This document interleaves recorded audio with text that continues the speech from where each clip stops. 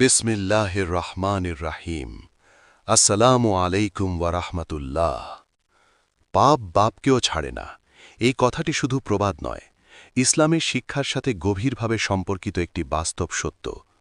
আল্লাহ তাআলার নিয়ম খুবই স্পষ্ট।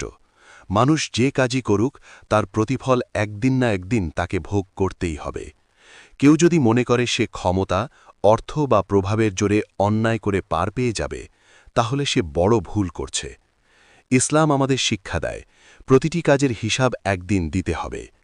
আল্লাহ তাআলা কুরআনে বলেছেন, মানুষ যা কিছু করে তা সামান্য হলেও তার সামনে উপস্থিত করা হবে। অর্থাৎ ছোট হোক বা বড়, কোনো পাপই আল্লাহর কাছে গোপন থাকে না।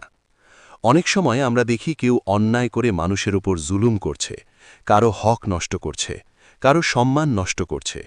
তখন মনে হতে পারে সে খুব শক্তিশালী, তাকে কেউ কিছু করতে পারবে না। কিন্তু